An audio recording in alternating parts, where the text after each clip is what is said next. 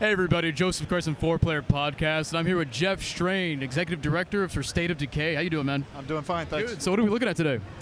Sorry? What are we looking at today? We're looking at State of Decay. Mm-hmm. It is our open world zombie survival sandbox simulation. It's really fantastic. It's basically a combination of kind of like, it's like a DayZ, but it has like Sims qualities to it, where you're like dealing with your NPCs. Can you explain some of that to us? Yeah, our real focus is to build a simulation rather than a scripted game. It's an open world game, 16 square kilometers.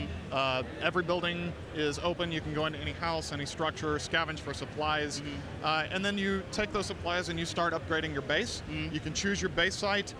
You choose what facilities you want to build. You can build infirmaries, bunkhouses, research libraries, whatever you need to start pushing back the zombie threat.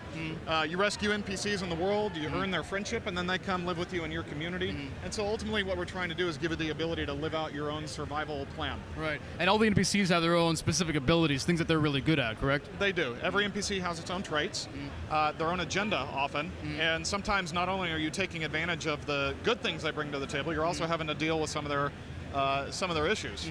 Yeah, I forget, Steve, I think his name was. He was telling me about one character who was severely depressed.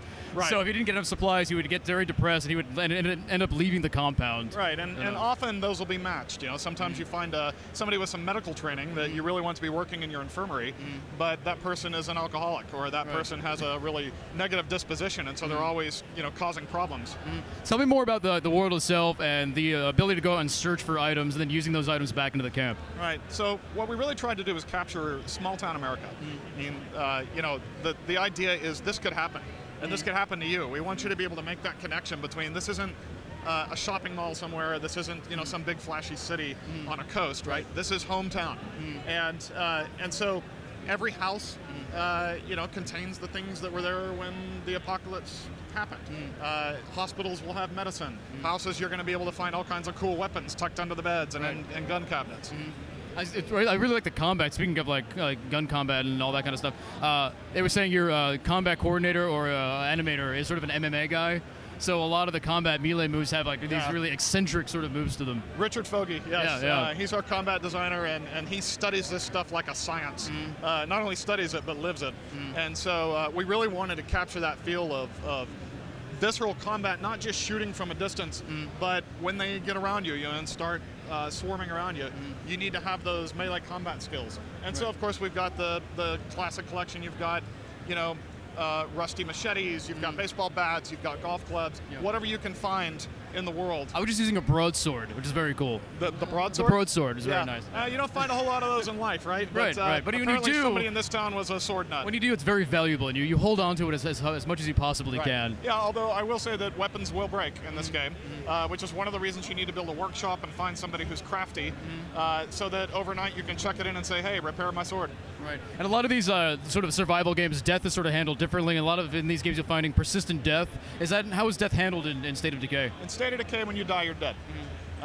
The saving grace there is there's actually two things we do. First of all of the skills and abilities you learn as you go through the game accrue to your community, not just to that character. Right? So when the character dies, it's not like you've lost everything that you've ever accomplished with that character. But the other thing is that you can switch, if somebody's your friend, you can switch to playing that character at any time. And so when you die, you're going to take control of another character. And you just have to carry on the fight. It takes a village, as they say. Yes, it does in this case. So one thing I was realizing yesterday is if you sort of neglect your community, and they all end up abandoning you, and you're the only one left in your base, you have no one left to switch to. So then death at that point becomes permanent. So it makes you want to take care of people. So when you get in that situation, and you have to be in real dire circumstances for that to happen, some of the people who are your friends, it's going to be hard for them to leave you. They'd really have to be severely depressed, or you'd have to leave them in a situation where they get killed. But if you do wind up in that situation, we'll create a new character on the fly to be used. We're not going to kick you out of the game. Oh, nice. So when can we expect to be playing this on XBLA? So we're looking at a release early next year. Okay, fantastic. Well, thank you very much for talking to me. It was great to meet you. Check out more at 4playerpodcast.com. All right. Thank you, man. Appreciate it.